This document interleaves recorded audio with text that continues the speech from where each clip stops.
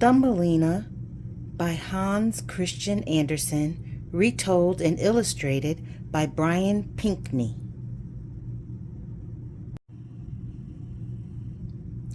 A woman who longed for a tiny child once asked an old lady for help. The old lady sold the woman a magic seed. Soon after the woman planted it, a beautiful, tiny, curled blossom grew. Delighted, the woman kissed the petals, and the flower burst open. In its center sat a tiny girl. "You're no bigger than my thumb," exclaimed the woman. "I will call you Thumbelina."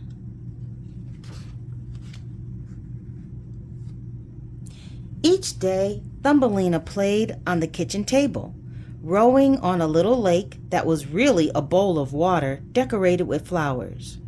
Her boat was a tulip petal, her oars 2 white horsehairs. She had a sweet voice, and she sang as she rowed. Each night she slept in a cradle made from a polished walnut shell.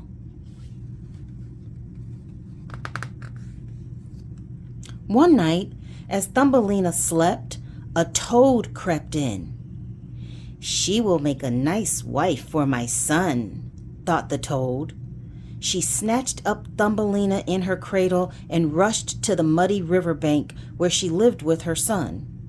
She left the sleeping girl on a water lily leaf in the middle of the stream while she helped her son prepare a room in the mud where the couple would live. The next morning, Thumbelina wept to find herself in the middle of a stream, a prisoner of the toads. Some fish overheard her and felt sorry for her. While the toads were carrying Thumbelina's cradle to the wedding chamber, the fish nibbled the stem that held the water lily leaf in place. Soon, the leaf and Thumbelina were floating free.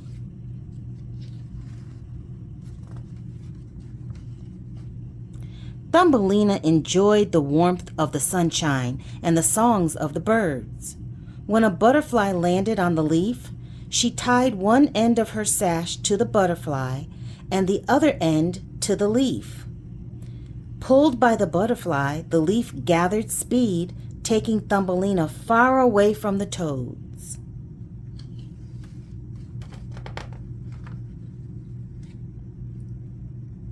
A June bug flying by thought Thumbelina was the prettiest thing he'd ever seen, so he picked her up and put her on a leaf of a high tree.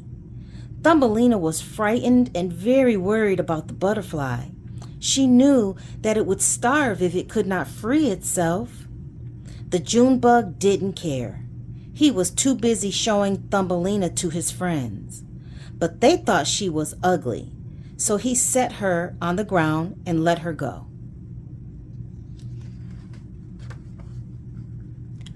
All summer, Thumbelina lived in the forest. She wove a hammock of grass and ate honey from flowers. She drank the dew that collected in leaves and listened to the songs of the birds. She was content. When winter came, the flowers withered and the birds flew away. Then the snows came. Shivering with cold, Thumbelina wandered through the countryside, searching for food. She came upon a little house where a field mouse lived.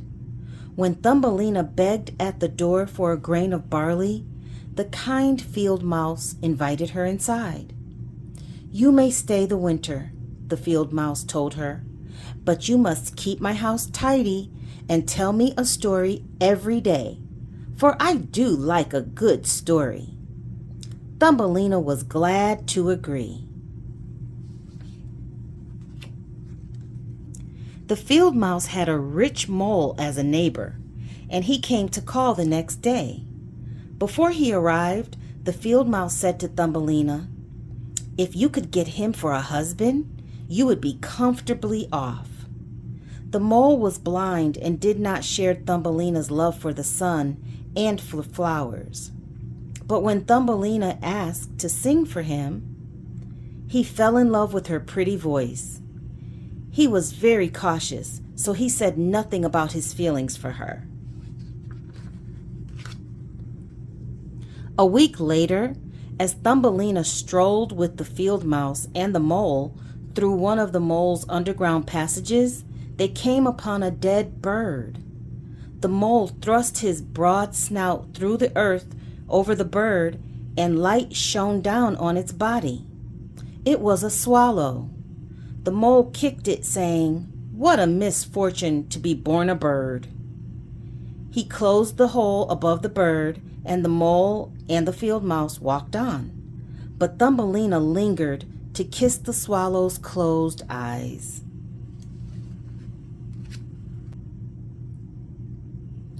That night, Thumbelina wove a warm blanket out of hay. She took it to the dark passageway and covered the bird. For a moment, she laid her head on his breast. To her amazement, she heard a thump.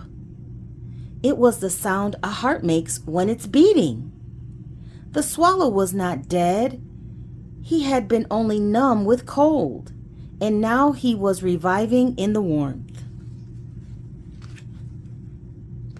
Over the winter, Thumbelina cared for the swallow secretly and grew very fond of him. By the time spring arrived, he was well and strong. Thumbelina reopened the hole in the roof of the passage so the swallow could fly away. "Come with me, Thumbelina," he begged. But Thumbelina refused. She knew that the field mouse would be upset if she left.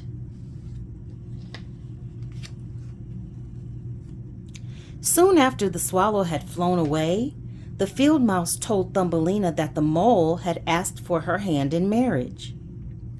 "You will have to make your wedding trousseau," the field mouse said. And so Thumbelina had to spend the summer indoors, away from the sun, sewing wedding clothes for a marriage to someone she could not love.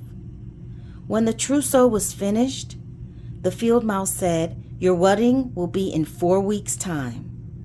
Thumbelina replied that she did not want to marry the mole. "Come, come," said the field mouse. "You are lucky to have him." On their wedding day, the mole arrived to take Thumbelina to his home deep in the earth. Before leaving, she stole outdoors to bid a sad farewell to the sun.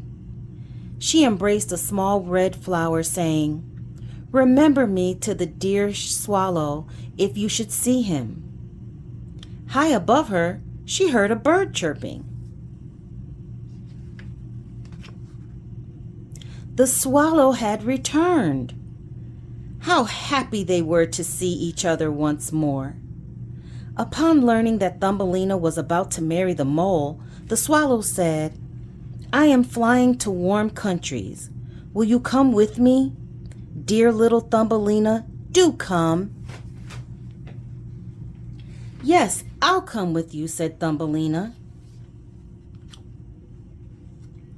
Thumbelina climbed on the bird's back and tied her sash to one of his strongest feathers. For the first part of the journey, she shivered in the cold air, but then she nestled among the bird's feathers and was comfortable. At last they reached the warm countries, where lovely gardens bloomed. "Choose a home for yourself in one of these flowers," the swallow said, setting Thumbelina on a leaf. To Thumbelina's astonishment, each flower held a tiny person exactly her size. The king of the flower people, who wore a crown and had beautiful wings on his shoulders, bowed to her. "How handsome he is," whispered Thumbelina to the swallow. The king gave her his crown and asked if she wanted to be his wife and the queen of the flower people. Thumbelina knew he was the right husband for her, and so she said yes. The flower people brought wonderful gifts to Thumbelina. The best gift of all was a pair of golden wings. The wedding was held on a day of great joy, and Thumbelina and the king of the flower people lived happily ever after. The swallow liked to travel from country to country. On one of his journeys, the swallow built a nest under the window of a man who wrote stories. The swallow chirped the story of Thumbelina and her adventures to the man, who understood exactly what the swallow was telling him. The man wrote down the whole story, and that is exactly what we have here. The end. Thanks for joining the Reading Egg Experience. If it was a good egg experience for you, click like, share it, and hit the bell so you'll know when the next book is up. And remember, your egg life is your best life of ease, grace, and gratitude. Egg life. See you next time.